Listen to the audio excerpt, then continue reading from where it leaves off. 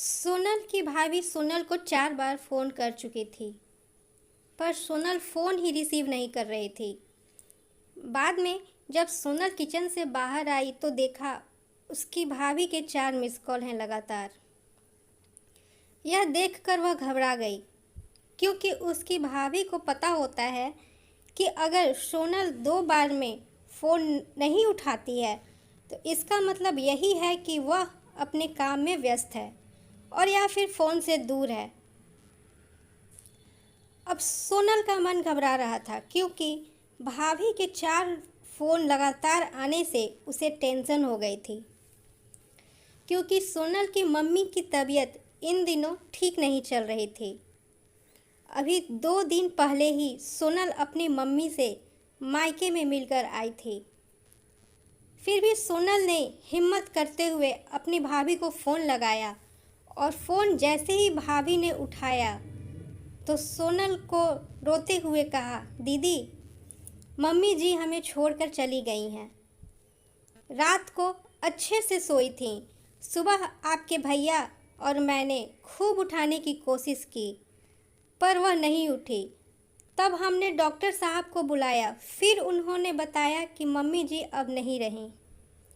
दीदी, आप जल्दी से घर आ जाओ। इतना सुनते ही सोनल की आंखों में आंसू बहने लगे। पापा तो पहले ही उसे छोड़कर जा चुके थे, और अब उसकी मम्मी भी नहीं रही। सोनल तो बिल्कुल बेहाल हो चुकी थी। अब सोनल ने रोते रोते यह बात सक्षम उसके पति को बताई, तो सक्षम ने उसे संभाला और उसे जल्दी से कार में बिठाकर मायके ले गया। सोनल जैसे ही अपने घर पहुंची तो अपनी माँ के शरीर को देखकर उससे लिपट गई और खूब रोई। आखिर में सक्षम ने उसे किसी तरह समझाया और माँ का अंतिम संस्कार किया। सारे विधि विधान होने के बाद भी सोनल की रुलाई रुकी नहीं। उसे माँ की बहुत याद आ रही थी। तब सोनल की मौसी ने उसके आंसू पोंछे और उसे संभाला और कहा, सोनल बेटा, ऐसे दुखी मत हो। दीदी नहीं रही तो क्या हुआ, मैं हूँ ना तेरी मौसी। मेरा घर भी तेरा मायका है। तेरा जब भी मन करे तब आ जाना अपनी मौसी के पास। वैसे कहते भी तो है ना, मौसी मतलब माँ जैसी।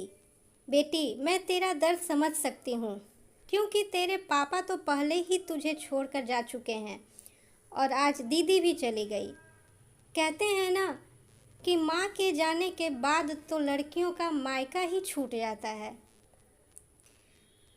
यह भाभी तो बस दुनिया को दिखाने के लिए नाम का रिश्ता होता है, क्योंकि मायका तो माँ से ही होता है। सोनल भी मन ही मन सोचने लगी कि शायद मौसी ठीक ही तो कह रही हैं, और वह मौसी से लिपटकर जोर जोर से रोने लगी और कहने लगी, क्या मासी, मेरा भी मायका अब नहीं रहा? तभी सोनल की भाभी दूर बैठी दोनों की बातें सुन रही थी। पहले तो भाभी ने सोनल को चुप कराया और फिर उसे दिलासा दी। फिर भाभी ने मौसी से कहा कि मौसी जी, आपने ऐसे कैसे कह दिया कि मायका केवल माँ से ही होता है। मैं मानती हूँ कि माँ का स्थान कोई नहीं ले सकता, लेकिन अभी दीदी के भैया भाभी जिंदा हैं, और जब तक हम हैं दीदी का मायका हमेशा बना रहेगा। मैं पूरी कोशिश करूँगी दीदी को मम्मी जी की तरह प्यार और सम्मान देने की, और दीदी जब चाहे तब यहाँ आ सकती हैं। यह घर कल भी उनका था, आज भी है और कल भी रहेगा। मौसी जी, मैं भी एक बेटी हूँ और मेरा भी मायका है, और मैं अच्छे से जानती हूँ कि हम बेटियों के लिए मायका कितना महत्वपूर्ण होता है। मौसी जी, आप दीदी को अपने घर ज़रूर बुलाइए, पर उन्हें अपने भैया भाभी के प्यार से दूर मत करिए। तभी मौसी ने कहा, बहू, आज के ज़माने में तेरी जैसी सोच रखने वाली भाभी बहुत कम मिलती हैं। मुझे माफ़ कर दे, मैंने सोनल को गलत राह दिखाई। तभी सोनल अपनी भाभी के गले लग गई और बोली, भाभी, आज आपने मुझे विश्वास दिला दिया कि भाभी भी माँ के समान होती हैं और मैं संतुष्ट हूँ कि जब तक आप और भैया हो मेरा मायका सदा बना रहेगा। और किसी ने कहा है ना कि भाभी माँ के समान होती है। आज आपने मुझे इस बात का विश्वास भी दिला दिया।